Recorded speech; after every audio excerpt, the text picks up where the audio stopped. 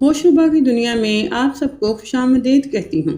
चलिए अल्फाज के जादू से सजी एक नई दास्तान की जानब बढ़ते हैं। मेरी ज़िंदगी में एक ऐसा अनोखा वाक़या रोनुमा हुआ था जिस पर एक आम इंसान अक्ल का यकीन करना मुश्किल हो जाता है। सच तो ये है कि जब मेरे साथ वो सब हुआ, मैं ख़ुद को भी कई रोज़ तक यकीन नहीं कर पाया था। मैं कई रोज़ तक हैरत से गूंग रहा था। कोई मेरा यकीन नहीं करता था। जब मैंने अपनी माँ को वो सब बताया तो मेरी माँ ने घबराकर मुझे ज़बान बंद रखने की हदायत दी थी। लेकिन मैं चाहकर भी ख़ुद को ये वाक़या बताने से रोक नहीं पा रहा। मैं लोगों को बताने के लिए मचल रहा था, मगर मेरी अजीबो-गरीब दास्तान सबको बनावटी लगती थी और कुछ लोगों ने बाकायदा मेरा मजाक उड़ाना शुरू कर दिया था। मगर आज जो मैं बताने जा रहा हूँ वो वाकई एक सच्चा वाक़या है और मेरे साथ कुछ साल पहले पेश आया है। ये इन दिनों की बात थी जब मैं पाकिस्तान में अपने बेरोज़गारी और तंगी हालात से तंग आकर सड़कों पर मारा मारा फिरता था। मेरे अब्बा जी का इंतकाल मेरे बचपन में हो चुका था। चाचा चाची ने मुझे पाल पोस कर कुछ जवान किया और थोड़ा बहुत पढ़ा लिखा भी दिया। मगर जो ही मैंने होश संभाला, चाची ने मुझे और अम्मा को अपने घर से चलता कर दिया और कहा कि अब मैं अपनी माँ की जिम्मेदारियाँ खुद उठाने के काबिल हो चुका हूँ, इसलिए बेहतर है उन पर बोझ ना बनो। अम्मा और मैं नानी के घर चले गए। नानी हयात ना थी और मामी का ज़र्फ़ चाची की नस्बत इतना बड़ा तो था कि मैं हमें घर से ना निकालती। मेरी अम्मा सादा और घरेलू औरत थी। उनके पास घर संभालने के अलावा कोई ऐसा हुनर ना था कि कमाई करती, इसलिए मैंने सकी छोटे मोटे रोज़गार की तलाश शुरू कर दी। मेरी तालीम कम थी, उम्र भी इससे कोई नापुख्ता नहीं थी कि तजर्बे की बुनियाद पर कोई काम मिल जाता। अगर माँ ने अपनी किसी जानने वाली औरत से कुछ पैसे उधार लिए और अपने कान में पहनी बारीक सी सोने की बालियाँ बेचकर पैसे बराबर किए और मुझे मुल्क से बाहर भेज दिया। मैं अम्मा की कोशिशों से सऊदीया आ गया। मुझे यकीन था कि अब मुझे नौकरी मिल ही जाएगी, मगर यहाँ भी वक्त अपने आप दोहरा रहा था। यहाँ जान पहचान ना होने की वजह से मुझे किसी काम की समझ ना थी, ना मुझे ये अंदाज़ा हो रहा था कि नौकरी की तलाश में मुझे कहाँ जाना चाहिए। मैंने किसी अंधे की तरह अंधेरे में टामक टोइयाँ मार रहा था और खाली हाथ ही रहा था। कुछ रोज़ तक मैं धक्के खाता रहा। मेरे पास यहाँ तो बाकायदा रिहाइश और खाने पीने का भी इंतज़ाम ना था। मुझे डर था कि कुछ हाथ ना आया तो मैं वापस जाने के काबिल भी नहीं रहूँगा। मगर लाख कोशिशों के बावजूद जब मुझे कोई रोज़गार ना मिला तो मैं मस्जिद नबवी में चला गया। सारा दिन मैं वहाँ पड़ा रहता और इबादत करता रहता। मैंने यहाँ आने का मकसद भी ला दिया और नौकरी की तलाश भी तर्क कर दी थी। और यहाँ मेरी ज़िंदगी में कुछ ऐसे वाक़यात हुए जिन्हें मुझे पूरा हिला कर रख दिया था। मेरे साथ ऐसे अनोखे काम हुए जिन्होंने कई बार मेरे रोंगटे खड़े कर दिए थे। मस्जिद नबवी में क़याम के 10वां रोज़ था कि एक रात मुझे ऐसा महसूस हुआ जैसे मुझे कोई बहुत गौर से देख रहा है। मैंने इस एहसास के आते ही नज़र इर्द गिर्द दौड़ाई, मगर कोई मेरी तरफ मुतवज्जो नहीं। मैंने कंधे उचकाए और सो गया। मगर अगले रोज़ फिर से वैसे हुआ। मुझे एहसास बुरी तरह चुभता हुआ था, जैसे कोई बहुत करीब और गौर से मुझे देख रहा है। मैं वो इंसान तलाश कर करके थक रहा था, मगर ना मुझे कोई ऐसा इंसान मिला जो मुझे देखता नज़र आता और ना ही ये सिलसिला बंद हुआ था। हर दिन और हर रात मुझे खुद पर किसी की नज़र जमी हुई महसूस होती रहती थी। कुछ दिन ऐसा चलता रहा तो मैं बागी हो गया और ये मान लिया कि मुझे सिर्फ वहम हो रहा था। ज़ाहिर है यहाँ सब इबादत करने आते थे, किसी के पास इतना वक्त नहीं था कि मुझे देखता या तवज्जो देता। इन दिनों मस्जिद नबवी में मुझे एक नेक आदमी मिला। उसने मुझसे पूछा कि मैं मस्जिद में सारा दिन इबादत करता हूँ, रात को वहीं एक तरफ सो जाता हूँ, क्या मेरा कोई घर या घर वाले नहीं है और खाने कमाने के लिए मेरा कोई रोज़गार क्यों नहीं है? इस नेक इंसान के हमदर्द सवालात पर मैं शर्मिंदगी और फजूलगी से सर झुकाया। मैंने उदासी से उस आदमी को अपनी कहानी सुनाई और कहा कि मैं हर जगह गुर्बत और बेरोज़गारी की वजह से झेली है। मैं सोचा कि जब दुनिया ने मुझे कबूल नहीं किया तो अल्लाह के घर रह लेता हूँ, क्योंकि मुझे यकीन है अल्लाह मुझे खाली हाथ नहीं लौटाएगा। मेरी बात पर उस आदमी ने नरमी सी मुस्कुराकर मेरे कंधे थपथपाए और बोला, बेशक अल्लाह अपने बंदों को कभी खाली हाथ नहीं लौटाता, मगर याद रखो कि अब तुम्हारे लिए यहाँ मनो सलवा भी नहीं उतरने वाला। तुम यहाँ खुद सुकून से पड़े रहोगे, मगर तुम्हारी माँ किस हाल में होगी उसका क्यों नहीं सोचा तुमने? वो तुम्हारी मुंतज़िर होगी, उससे भी वहाँ पैसों की ज़रूरत होगी। उसका वाहिद सहारा तुम हो और तुम यहाँ मायूसी से बैठ गए हो। मुझे उस मर्द ने समझाया था कि अल्लाह मेहनत का सिला ज़रूर देता है, इसलिए मुझे मेहनत करनी चाहिए, हाथ पैर हिलाने चाहिए, क्योंकि एक जगह सुस्ती से पड़े रहने वाले लोगों को अल्लाह भी पसंद नहीं करता। वो चाहता है कि तुम इबादत करो, मगर दुनिया में जी रहे हो तो दुनिया के साथ चलना पड़ेगा। जब तक तुम्हारी माँ जिंदा है उसके लिए मोहब्बत करो और मस्जिद से निकलकर नौकरी की तलाश करो। मैं सर झुकाए उस आदमी की बातें सुन रहा था। उसकी बातें मेरे दिमाग में बैठ भी रही थी, मगर मेरी मायूसी मेरी मेहनत पर हावी हो रही थी। इस आदमी ने मुझे बताया मैं पिछले कई रोज़ से तुम्हें देख रहा हूँ और तुमसे बात करना चाहता हूँ, लेकिन आज मैं खुद को रोक नहीं पाया और मजबूरन तुम्हें समझाने के लिए तुम्हारे पास चला आया। उसकी बात पर मैं चौंक गया। यह कदम मेरे दिमाग में धमाका सा हुआ था। मुझे लगा पिछले कई रोज़ से मुझे जिस इंसान की नज़रें महसूस होती हुई वो यकीनन वही मर्द होगा। वो मर्द अचानक मुझसे बोला कि आज तुम मेरे साथ मेरे घर चलो, मैं तुम्हें घर का खाना खिलाना चाहता हूँ। मैं इस मेहरबान आदमी की बात पर जज्बाती सा हो गया था। दुनिया में अभी भी अच्छे लोग मौजूद हैं जिनकी वजह से दुनिया कायम है। वो मर्द भी मुझे लावारिस और अकेला देखकर मुझे हर शफ़क़त लुटाने लगा था। मैं उस मर्द के साथ उस घर पहुंचा। उसका घर मस्जिद नबवी के साथ ही था। उसके घर में मेरा बहुत अच्छा इस्तकबाल हुआ था। मुझे अंदाज़ा हुआ कि अरबी लोग बहुत ज़्यादा मेहमान नवाज होते हैं। इस मेहमान मर्द की बीवी और 2 बेटे भी मुझे बहुत अच्छे से मिले थे। उनके घर बेहतरीन खाना खाते ही मुझे नींद सताने लगी थी। मैं बार बार जुमाइयाँ लेता वापस जाने के लिए पुरतोड़ रहा था और इस नेक आदमी के बेटे मुझसे बातें करने में मसरूफ़ थे। थक कर मैंने अपनी बंद होती आंखों को मुश्किल खोल कर उनसे दरख्वास्त की कि अब मुझे नींद सता रही है, इसलिए मैं वापस जाना चाहता हूँ। मेरी इस बात पर वो सब घर वाले मुझे अपने घर रोकने पर इसरार करने लगे। मैं उनकी मेहमानवाजी पर बहुत ज़्यादा शर्मिंदा हो रहा था। मुझे महसूस हुआ जैसे मैं उन पर बोझ बन रहा हूँ, इसलिए मैंने नरमी से उनकी ऑफ़र कबूल ना करने का फ़ैसला किया। मगर इन सब ने बहुत अपनायत की। मुझे एक रात के लिए अपने घर रोक लिया। रात को उन्होंने मुझे अपने घर के ऊपर वाले हिस्से में मौजूद एक छोटे से कमरे में जगह दी। इस निहायत छोटे कमरे के साथ खुली छत थी। गर्मी का मौसम था और खुली छत पर ठंडी हवा चल रही थी, इसलिए मैंने खुली छत पर पड़े एक तख्त पर चादर बिछाई और उसी पर सो गया। रात के किसी पहर मुझे महसूस हुआ जैसे तेज़ बारिश हो रही है। मुझ पर पानी की बुछाड़ भी हो रही थी, मगर नींद में इतना गुम था कि बिल्कुल जागा ही नहीं और आंख भी देर से खुली। गहरी नींद में चला गया। उसके बाद मुझे खबर ही नहीं हुई बारिश कब तक जारी रही और कब रुक गई। मेरी अगली सुबह आंख खुली तो बाहर सेन की बजाय कमरे में पड़ा हुआ था और कमरे का दरवाज़ा अच्छे से बंद था। मैं बुरी तरह से खटक गया था। मुझे अच्छे से याद था कि मैं रात के वक्त बाहर सेन में सोया था। उसके बाद अब जाग रहा था। मेरे इस कमरे में मौजूद होना मुझे परेशान कर गया था। आजकल जैसे हालात व वाक़यात में देख और सुन रहा था, उसके बाद तो मुझे कुछ ज़्यादा डर सा महसूस हुआ था। मैं बज़ाहिर दुनिया के लिए सिर्फ एक बेवकूफ़ और जवान लड़का था, मगर हालात ने मुझे दिमागी तौर पर वक़्त से पहले बड़ा कर दिया था। मैं उठकर दबे पाँव नीचे पहुंचा तो घर खाली पड़ा हुआ था। उसके मकीन गायब थे। मैंने सामने किचन की तरफ नज़र दौड़ाई तो मुझे शेल्फ पर एक बड़ा सा कागज़ नज़र आया जिस पर इंग्लिश में कोई तहरीर लिखी हुई थी। मैंने बेसाख्ता आगे बढ़कर वो तहरीर पढ़ी तो उस पर लिखा था कि हम सब शाम को घर लौटेंगे। मेरे लिए किचन में नाश्ता बना हुआ पड़ा था और साथ ये भी लिखा था कि अगर मैं मज़ीद रुकना चाहूँ तो खाना खाकर आराम कर सकता हूँ।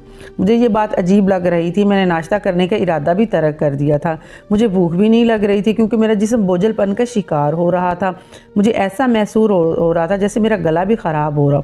मैं फ़ौरी उसी घर से निकला और मस्जिद में पहुंच गया। रात तक मुझे तेज़ बुखार हो चुका था और मेरा जिस्म बुरी तरह टूट रहा था। मैं वहाँ एक तरफ अपनी जगह पर पड़ा कर आता रहा और सोचता रहा कि आखिर इन लोगों ने मुझे खाने में ऐसा क्या दिया था कि मेरी ये हालत हो गई है।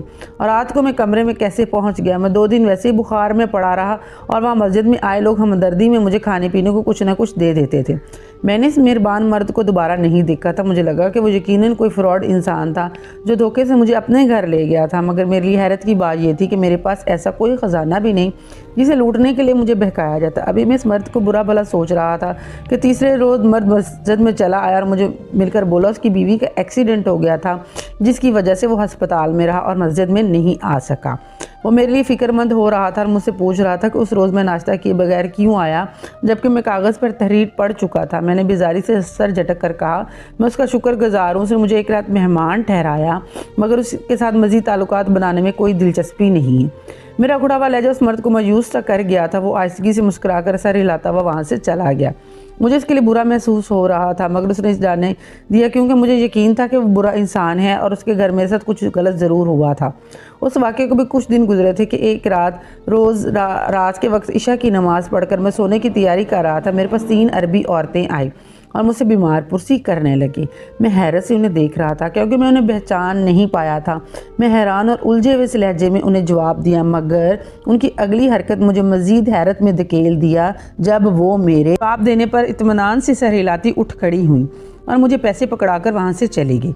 मैं हैरत ज़दा सा उन्हें जाता देखता रहा। जब हाथ में मौजूद नोट देखे तो मेरी आंखें फटने वाली होगी क्योंकि वो 100 रियाल के नोट थे। मैं अपनी आंखें रगड़ता बेयकीनी से वो पैसे देख रहा था। मुझे लगा कि शायद उन्होंने मुझे लावारिस समझकर बीमार पुरसी की है और पैसे भी पकड़ा दिए, मगर जो भी था ये पैसे मेरी ज़रूरत थी और बिन मांगे मुझे मिल रहे थे, इसलिए मैंने उन्हें संभाल कर रख लिया और अगली सुबह एक नए अज़म के साथ अपने लिए कोई मुनासिब रोज़गार तलाश करने चला गया।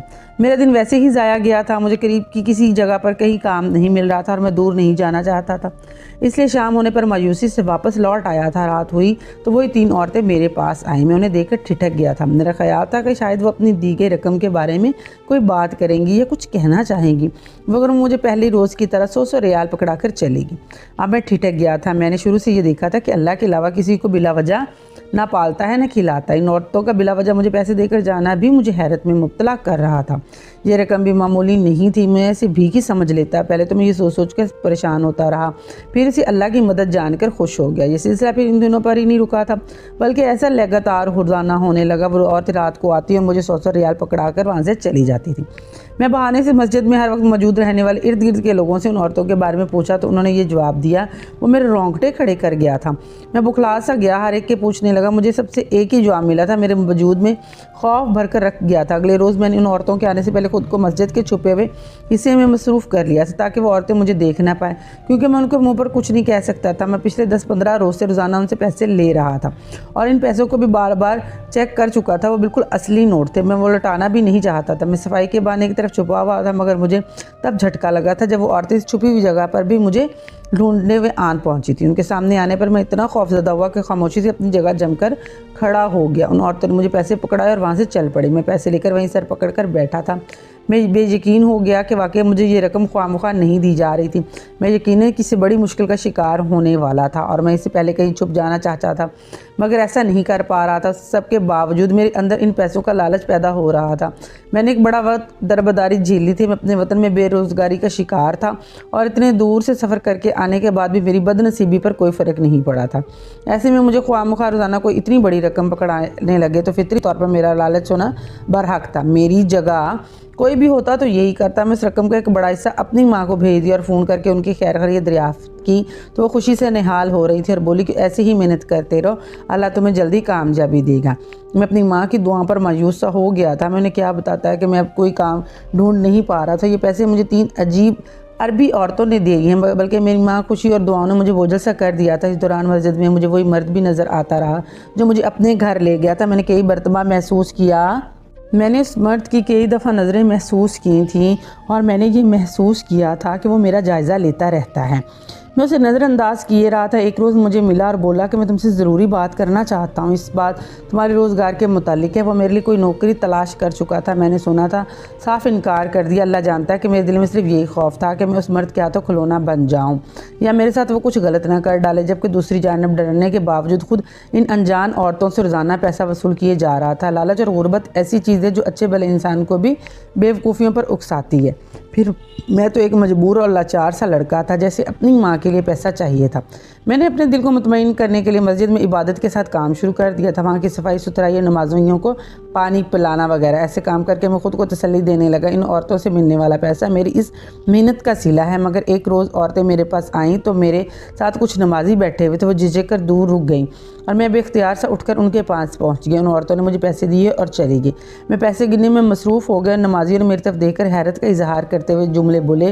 वो मुझे जी जान से लर्जा कर रख गए थे। मैंने वो पैसे जेब में रख कर और खामोशी से अपनी जगह पर बैठ गया। जब इतने ज़्यादा लोगों ने इस अरबी औरतों के बारे में एक जैसे जुमले सुने तो मैंने सोच लिया कि मैं इन औरतों की हकीकत जान कर रहूँगा। मैं नहीं जानता था कि उनकी हकीकत मेरे असाब को ऐसा झटका पहुँचाने वाली थी कि मैं कई रोज़ तक संभल नहीं पाया था। अगले रोज़ शाम डलते ही वो अरबी औरतें मेरे पास पहुंची और मामूल के मुताबिक उन्होंने बिना कुछ कहे मुझे पैसे पकड़ाए। तो वो मैं पैसे अपने पास छुपा कर रखते उनके उठ के जाने के बाद खुद भी उठ खड़ा हुआ। मैं ज़रा रुक कर उनके दूर जाने का इंतज़ार करता रहा, मेरे पीछे करने की हरकत को महसूस न कर लें। वो औरतें मस्जिद से निकल कर एक समय तेज़ी से चलने लगी। मैं भी कुछ फासला रखकर उनके पीछे चलने लगा। वो तीनों किसी सुनसान जगह की तरफ बढ़ रही थी। मैं ये देख कर ठिठक गया था, मगर मैं हर सूरत उनकी हकीकत जान लेना चाहता था, इसलिए बस तजूर उनके पीछे चलने लगा। वो औरतें कुछ झाड़ीनुमा जगह से दूसरी तरफ मुड़ गई थी। मैं भी पीछे चलते हुए जब झाड़ियों के पास पहुंचा तो वो तीनों गायब हो चुकी थी। वो मुझे बिल्कुल नज़र नहीं आ रही थी। मैं उनको तलाश करते करते थक गया, मगर तलाश बेफ़ायदा रही। फासला ज़्यादा होने की वजह से मैं उनके पीछे लेट पहुंचा था और वो कहीं खो गई थी। मैं इस रोज़ तो मायूस सा लौट आया था, मगर अगले रोज़ वो औरतें वैसे भी मेरे पास आईं तो मैंने फिर से उनका पीछा किया और इस बार फासला कम रखा था ताकि मैं उनकी सच्चाई जान सकूं। वो वैसे ही तेज़ रफ्तारी से आगे बढ़ती चली जा रही थी। मैं भी उनके पीछे चलता जा रहा था। जब वो झाड़ियाँ आई तो उन झाड़ियों से मुड़ते ही मैंने फुर्ती से वहाँ जाकर देखा और जो मंज़र मेरी आंखों से देखा वो मेरे होश उड़ा कर रख गया था। मुझे समझ नहीं आ रहा था मैं क्या करूं। मैं फटी फटी आंखों से सामने देख रहा था। मेरा पूरा वजूद खौफ से तर होता जा रहा था। जब कदम मुझे होश आया, भागते हुए वापसी के लिए कदम बढ़ाए। मस्जिद में पहुंचते ही मेरी हालत बुरी हो गई थी और अपनी मखसूस जगह पर गिरते ही अपनी बेतरतीब सांस बराबर करने लगा था।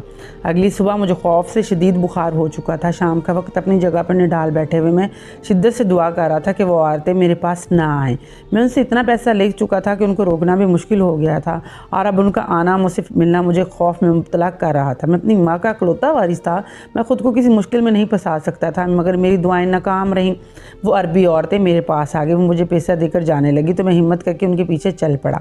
वो मस्जिद से कुछ दूर गई थी। मैंने उन्हें पकार कर रोका और कपकपाते हुए उनके पास पहुंचा। मैंने उनसे दरख्वास्त की कि वो मेरे पास ना आए, ना ही मेरी मदद करें। मैं अब उनसे मज़ीद मदद नहीं ले सकता। मैं उनकी बात करते हुए रो पड़ा था और उससे पूछने लगा कि उनको मेरा ख्याल ही क्यों आया था, जबकि मैंने कभी किसी से मदद नहीं मांगी थी। मेरे खुद पर वो तीनों खामोशी से कुछ देर मुझे देखती रहीं और वो फिर मुझे बताने लगी कब कैसे उन्होंने मुझे देखा था और मदद करने का सोचा था।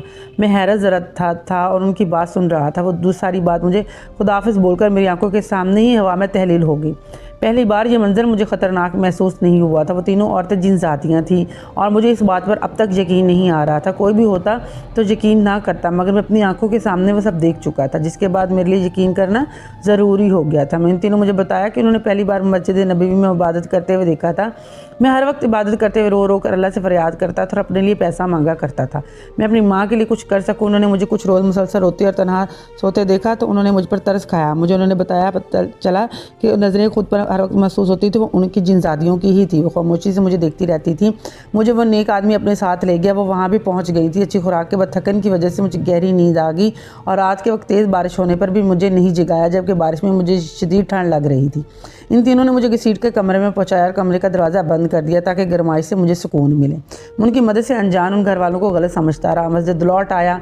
मेरी बेरोज़गारी जब कायम रही तो इन जिनजादियों ने मेरी मदद करने का सोचा और रोज़ाना आकर मुझे 100 रियाल देने लगी। मैंने जब उनके बारे में इर्द गिर्द वालों से पूछा तो सब हैरान कर बोले कि मस्जिद में उन्होंने ऐसी कोई औरत नहीं देखी थी जो मेरे पास आई हो।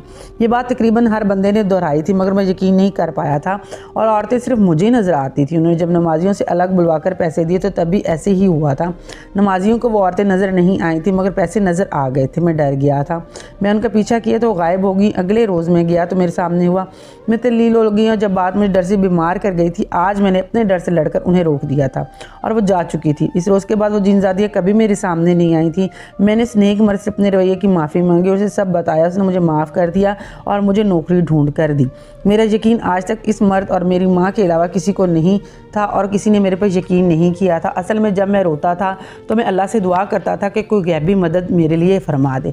और ये जिनजादियाँ और इन कबीले का बादशाह वहाँ से गुजर रहा था और उन्होंने मुझे देख लिया और इन्होंने खुदा तरसी करके मेरे साथ वो मामला किया था।